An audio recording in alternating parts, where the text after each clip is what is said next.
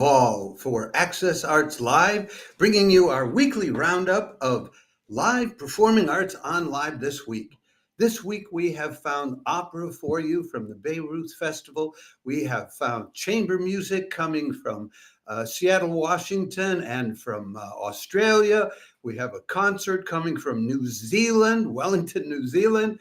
We have 3 organ recitals coming from New York, London, and Boston. So let's get to it and fill you in on all that's coming up. As usual, we will give you in the comments section the links to these different performances, as well as the dates and the times, and sometimes add in a link to, say, an organist website or another musician's website, or the website for an entire festival, so you have more background information.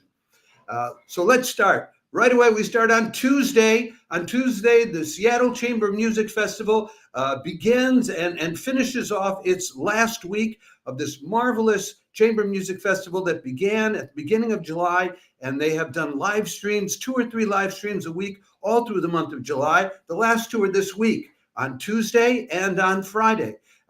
They're a little pricey at $30 per concert or 28 euros, but it is just we've never seen any festival done this much live streaming, so we're happy to see it. Tuesday, they'll be doing a combination, as they love to do, of contemporary pieces and then of more conventional or classical pieces. They'll be doing Jury Sue's 6 for piano and vibraphone. They'll be doing Kyle Rivera's Merge, which is a string trio. Both of those are contemporary American composers. And one, Jury Sue, is a Korean American, and Kyle Rivera is an African American. And then they'll also be doing more classical Shostakovich's Piano Quintet in G minor and Beethoven Cello Sonata. So you get a little bit of both. Then on Friday, they'll be doing a very classical, very chamber music-ish recital with Ravel's Violin Sonata No. 2, Joaquin Turina's Piano Quartet in A minor, and Mozart's Divertimento in E flat major, Kerschel No. 563. It's hard to get more chamber musical than that. Both of these concerts are at 7:30 in the evening on the West Coast, Pacific Daylight Time, which makes them 10:30 in the evening on the East Coast, a probably unwatchable 4:30 in the morning in Europe, but a very watchable 12:30 p.m. The following day. So the Tuesday concert in Seattle will be at lunchtime, 12:30 p.m. in Australia, and the Friday concert will be Saturday at lunchtime. They're ahead of us. We're behind them, or something like that. Then we move on to Wednesday. Wednesday, July 24th, is Organ Heaven Day for those of you who love the organ and enjoy it in live streams. We have 3 live streams. All 3 of them are going to be free of charge on YouTube. Access Arts Live. Me personally, I will be there in the comments section. If you go to watch these or enjoy these live streams because you heard about it from us, please do say hello in the comments section. The first of these 3 is at Temple Church in London. It's a lunchtime concert in London, 1:15 p.m. UK time, which is 2:15 p.m. in the rest of Europe. That's a very early 5:15 in the morning on the East Coast. No, that's 8:15 in the morning on the East Coast and 5:15 in the morning on the West Coast. But it's at 10:15 p.m. on on Wednesday evening in Australia. And well, I don't think 8:15 a.m. is too early for some people. I mean, when you're getting up, if you're working now in July, which I wish I wasn't doing, but I am, 8:15 a.m. is while you're getting ready. Anyway, the organist is Charles Andrews, who is the liturgical organist at the Temple Church, and he's also a professor of organ and the organ coordinator at the Royal College of Music in London. So he obviously knows what he's doing, but they haven't told us what the program is, so I don't have much more to say about it than that. Then later in the day, coming from New York, Riverside Church, Clark Wilson will be giving an organ recital, which is preceded by a half-hour Carillon recital, which will be played by Lin Lee Wang, one of the resident carillonists at the Riverside Church. Now, this is the largest carillon in the world. judged by weight, and they have the heaviest tunable bell in the world that's 30,000 pounds or 60,000 pounds. I don't remember which, but I do remember it's the heaviest one.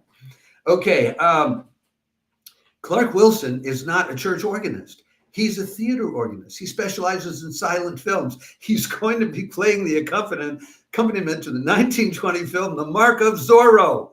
If you're an American, if you're old enough, you might remember the Zorro TV series, or if you're a fan of those old 1950s TV series. And Zorro was this guy who took up arms like Robin Hood against the cruel and unfair elite in old Spanish California before the Americans took it away from them and made everything better, of course. Anyway, so he'll be playing that on the Aeolian Skinner organ, which for those of you interested in details, it has 149 stops. It has 207 ranks. It has more than 12,000 pipes. It has a 5-manual main console and then a secondary 4-manual second console.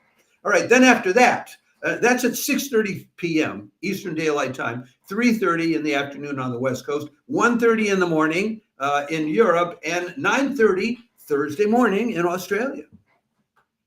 Next up on Wednesday, the third of these concerts on YouTube is the Methuen Memorial Music Hall organ recital with Lukas Hasler. That's on Wednesday at 7:30 p.m., just an hour later than the earlier concert, and the other times and the other regions are an hour pushback. So you can figure that out for yourself. But it's in the links. Now, Hasler will be playing a Bach Passacaglia and a Bach Prelude and Fugue. He'll be playing a Mendelssohn Sonata, and Florence Price, that wonderful American women composer who deserves to be much better known. He'll be playing her first sonata for organ. And who is Hasler? Well, Lukas Hasler has 80,000 followers on social media. Not many organists have that, so it wouldn't be hard to find out more about him if you want to. He's on the move a lot. He's played at cathedrals in Asia and Europe and all over the U.S. He went to Ukraine and played some benefit concerts in Lviv after the war broke out, benefit concerts for victims of the war. So hell of a guy. And he has an album out called A Portrait, where he plays Bach, Liszt, Dupre, and some of his own improvisations. Okay, now we're moving into close to the weekend. It is on Thursday, we have a symphony concert from New Zealand for you, which we're very happy to tell you about. New Zealand is even further ahead of us than Australia. They're another 2 hours ahead of time if you're in Wellington, in that part of New Zealand. And that's where this concert is. The concert is called The Hero's Life, or Ein Heldenleben. It's at 9:30. It's at 7:30 in the evening in New Zealand, which is 9:30 in the morning European time, 3:30 in the morning Eastern Daylight Time, and a late night the night before 12:30 a.m. Pacific Daylight Time. Now you have to pay for this. It's not a free concert. It's much less than the cost of the Seattle chamber music concerts. It's you have to be a member of the New Zealand Symphony Orchestra thing. And membership costs 10 New Zealand dollars per month. You can cancel it after any month. And that works up to $6 US, or a little over €5. So that's the real cost of this concert for you, is that monthly blend. And I looked ahead at their calendar. They're going to be doing one and sometimes two concerts a month for the next 6 months. So if it's worth it to you to pay $5 or $6 for one concert a month, you might want to sign on to it, or might just sign on to it for this one. This concert is it's a blend of French and German culture. They start out doing D'un matin du printemps, a spring morning, by the very sad story of the composer Lily Boulanger, who was the older sister of Nadia Boulanger. And well, she died early when she was only 24 years old. But before she died, she had composed things like this D'un matin du printemps, and she was such a good composer, she won the Prix de Rome. And no woman had won that before her. So she was quite a composer, and it's sad that she didn't live as long as her sister Nadia, who lived through all the way until, I think, the late 1970s. They lived together in the same apartment. I shouldn't say this, but I'm going to say it anyway. I do my laundry on the main floor. When I'm in Paris, I do my laundry on the main floor of the building where the Boulanger sisters lived, and I see the plaque on the wall every time I walk past it. It's one of the perks of living in Paris. You see wonderful plaques on the walls, and you know that composing glory took place just 4 stories up while you're watching your laundry turn. Anyway, so they're doing that. Then they're doing 2 pieces about heroism. Okay, one of them is Ravel's Scheherazade, with the vocal part sung by the mezzo-soprano Virginie Verez, and that's the story of a hero as found in the Arabian Tales. And then after that, they're doing Richard Strauss's Ein Heldenleben, which is also about a hero who was struggling through all sorts of challenges, trying to find peace in his life. It's conducted by Stéphane Deneuve. He's a French conductor who's currently the head guy at the St. Louis Symphony, but he's been everywhere. He's been the chief conductor at the Brussels Philharmonic, at the Stuttgart Radio Symphony Orchestra. He's been a guest conductor with the Philadelphia Orchestra. He's been music director of the Royal Scottish National Orchestra. Like I said, he's been everywhere. The mezzo-soprano Virginie Verez has been getting a lot of attention lately. I will try to put a link to her bio, to her website in with the other links. She, incidentally, although she is French, sings Wagner. And she will be singing the part of Flosshilde in Die Rheingold, which is being produced at the Teatro alla Scala, the La Scala Opera House, in late October, early November. Now, if you've ever followed our channel, you know we are very often promoting live streams from the La Scala Opera House, because they on a regular basis, they do live streams. So you may get a chance to see Virginie Verez again. So, you know, this is 2 French people doing German music, and interesting to check into.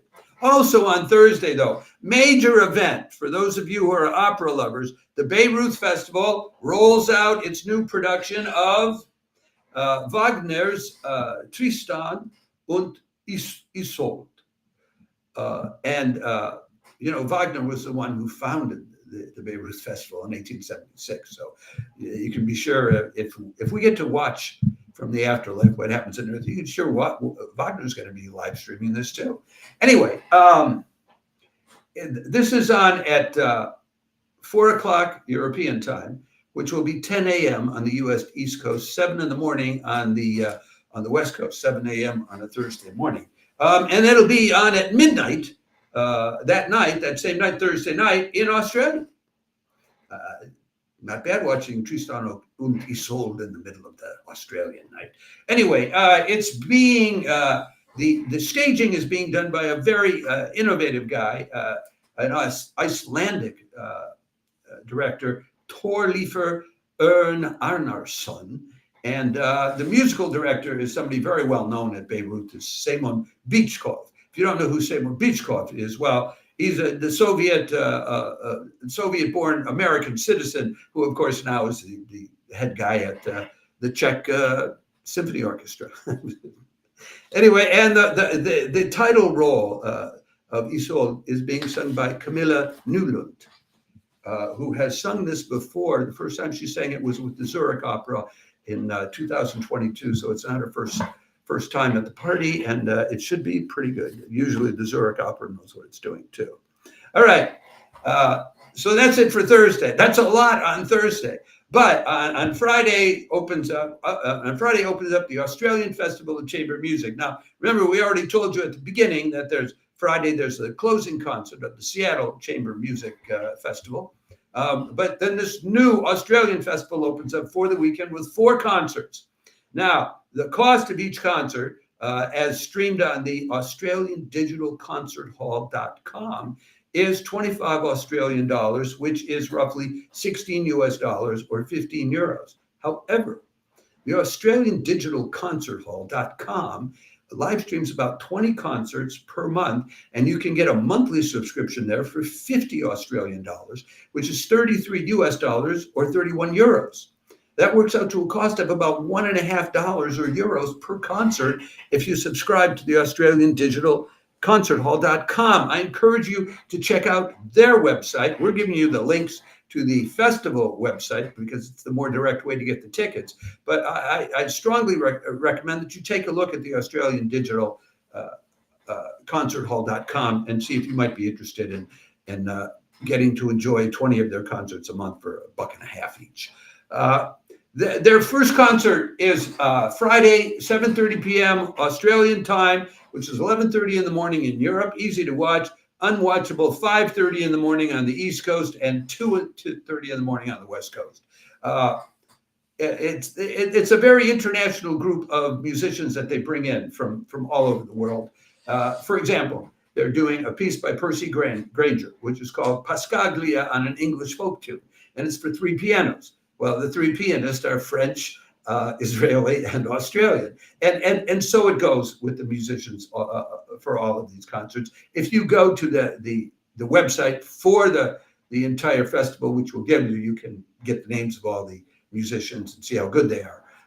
Another interesting piece they're doing is by a very Australian guy, Mark Holdsworth, not very well known outside Australia, but the list of the commissions he has done for various Australian orchestras all over the country is impressive. And he's also a psychotherapist, and he brings in his knowledge of the human mind into his compositions.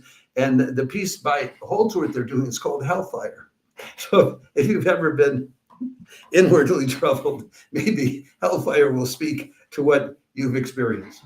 Anyway, they will also be doing a Schumann string quartet and something called Symphony Accord, of music by Ravel, arranged by Rudolph Barchet for a 15-string group of violins, violas, and cellos. As far as I can see, they're not including any bass players in that ensemble. That's Friday night. Saturday, there are 2 more concerts. There's an early morning in Australia concert, 10 o'clock Australian time, which is 2 in the morning European time, but a lovely 8 p.m. Friday night on the East Coast or 5 p.m. Friday night on the West Coast. It's a talk and play meetup with the Goldner Quartet, which is apparently has long appeared at this festival, and they're retiring or won't be coming back. And what they're going to do is talk about their favorite pieces and then play them. So it'll be extracts from Schubert, Beethoven, and Borodin. Then Saturday night in Australia, 7:30 p.m., which is 11:30 in the morning in Saturday morning in Europe, and probably an unwatchable 5:30 in the morning and 2:30 in the morning on the East and West Coast, a concert called Angels and Demons. It opens with a couple of pieces composed by musicians participating in the festival. A percussionist, Timothy Constable, who wrote The Last Shaman, and then Brett Dean, who composed Voices of Angels. And then they finish off the first half with a piece by the Franco-Polish Jewish composer Alexandre Tanzmann, La Danse de la Sorcière, the Dance of the Witch. So in the second half of that concert on Saturday, though, they come back to more conventional or classic composers with extracts from Berlioz's The Damnation of Faust, sung by baritone Roderick Williams. And they finish off with Stravinsky's own arrangement of the Rite of Spring for 4 hands. And the 4 hands belong to the French pianist Amandine Savary and the Israeli pianist Itamar Golan. They wind up their festival on Sunday with an all-strings, no piano Schubertiade, Schubert pieces. 7 o'clock p.m. Australian time, 11 in the morning in Europe. And again, they're very difficult to watch, 5 in the morning and 2 in the morning on the East and West Coast. The first half of the program is Schubert's Die Schöne Müllerin, arranged by baritone Roderick Williams, who's going to sing it for cello, violin, and viola, and 2 violins, no piano. So that's that. I've never heard it done that way, and might be interesting. And then the second half is much more conventional Schubert Quintet in C major, again for 2 violins, a viola, and 2 cellos. And that's their very chamberish music conclusion to the Australian Chamber Music Festival, or Festival of Chamber Music. I just wanted to mention one other thing that we're putting in with the other links, because it's next Monday. And generally, we do this roundup always on Monday at like 6 o'clock European time, and this one's taking place before then. next Monday. So if we don't tell you about it now, if we tell you about it next Monday, you'll miss it. It's again, this is from the Verbier Festival. It's another Stage Plus live stream. These Stage Plus live streams, we've been telling you, you can get a 2-month July-August subscription to Stage Plus for €1, 50 cents per week, per month. And you get all of these. I mean, this includes the Beirut Festival that we were telling you about, and then this on Monday, but they've already had 4 or 5 other ones, which were great. They were piano recitals mostly, but they had one with Renaud Capuchon, which was just amazing, They did a Fauré Requiem, which had tears in my eyes. Anyway, this one, next Monday, I think I've given you, it's 11 in the morning in Europe, 5 a.m. and 2 a.m. on the East and West Coast, 7 in the evening in Australia, next Monday.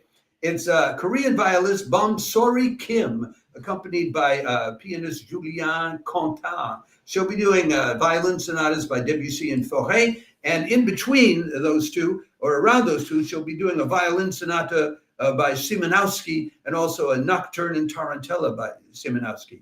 And who is Bomsori Kim? Briefly, she's a Korean superstar, and also a graduate of Juilliard, though, I think, and prize winner at Tchaikovsky and Sibelius violin competitions. She played with orchestras Moscow, Montreal, Warsaw, Finnish radio, etc. As always, we would love it if you would subscribe to us, especially on Facebook. This live stream goes out on X, it goes out on Instagram, it goes out on LinkedIn, and it goes out on Twitch. But we can't put it out on Facebook because they raise the number of followers we need. If we get a few more, then we can live stream this also on Facebook, which we'd love to do, because otherwise I have to then download a recording and then upload it there. And we believe in live streaming to be in contact with you, just as we believe in the live streaming of the performing arts. When you watch the live stream, when you enjoy the live stream of a performance, you're enjoying it at virtually the same time as everybody else in the audience. And at the moment when the musicians, the artists, are pouring their hearts and minds and souls out with love, I don't know, as a performing artist myself, I don't know any performing artist who doesn't do it for love. And to have everyone together alive, sharing that love in that moment, that's not at all the same thing as you sitting down and watching something on demand because you feel like it. And nobody else, you're not connected with anybody else when you do that. Nothing. So we believe in live online performing arts, and we want to help gather together as much global audience to support it as possible, not because we get anything out of it, but because that's the vision. As many people as possible vibrating to the same creations of truth and beauty at the same time as possible. We think that would be great for mankind. Much better than all the live sports and the live horrible news and then all the dead recordings that people get shoved at them. They're all faked up and reworked in production, and it's not even the thing that really happened anymore. Anyway, so we'd love it if you would repost any of our things. Now, we will also, just one last thing, besides posting all these things in the comment section, if you go on our pages on YouTube, on our pages on LinkedIn or Facebook or Instagram, when we can put up just information, we will do separate written post, giving the details like the concert programs and all of that, and the times and all of that for each of these music festivals, and for like the Stage Plus thing and all of that. So if you want references to get more information, or to be able to have it clear in your mind, okay, which is which festival and what are they doing, go to our Facebook, LinkedIn, or Instagram pages for that. Hope you enjoy some of these things. If you show up for any of those organ recital live streams, please say hello to us. We will be in the comment section. Ciao for now, and have a great live stream